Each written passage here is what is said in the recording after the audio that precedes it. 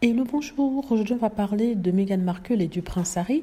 On va parler de tout ce qui se dit autour du couple. Certains disent que Meghan Markle et le prince Harry, après l'interview d'Oprah et après certaines petites interviews qu'ils ont données ci et là, en plus de ça, leurs documentaires n'auront plus le droit de parler de quoi que ce soit sur leur vie, ni même de se plaindre, ni même de répondre aux questions qui leur sont posées dessus. Et ce parce que, soi-disant, ils ont abusé, ils en ont trop parlé. Ce qui est étonnant, c'est que Meghan Markle et le prince Harry n'ont parlé que quelques fois de leur vie. Il y a eu la grande interview d'Oprah Winfrey.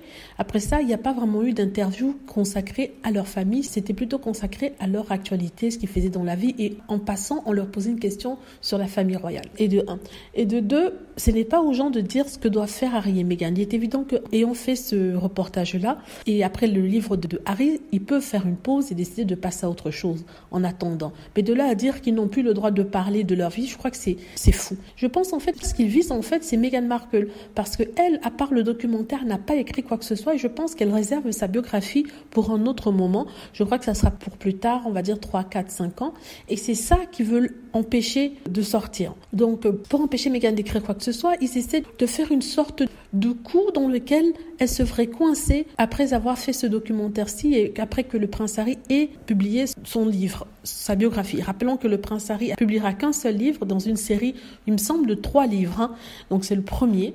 Et voilà. Donc, on attend ça. Moi, sincèrement, j'attends la biographie de Meghan avec impatience. Celle déjà du prince Harry, oui, mais celle de Meghan avec impatience, en espérant qu'elle va écrire un jour quelque chose. Je suis sûre qu'il y aura plus de révélations que ce qui a été fait dans le docu-série.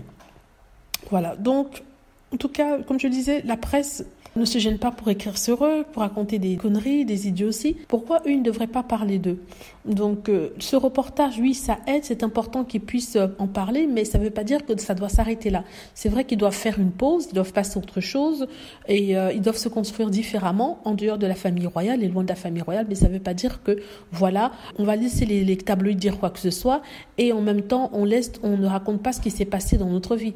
Donc, libre à Meghan Markle d'écrire sa biographie. Voilà. Qu'est-ce que vous en pensez? Est-ce que vous pensez qu'après ce reportage aussi, et la biographie bien sûr du prince Harry et Meghan devraient arrêter de parler de la famille royale, ne plus répondre à aucune question qui leur est posée? Et je me demande d'ailleurs comment ça sera s'ils arrivent dans une interview, on essaie de leur poser la question sur leur vie de la famille royale, ce qu'ils peuvent dire. Donc vous me dites ce que vous en pensez. J'espère que vous avez aimé la vidéo.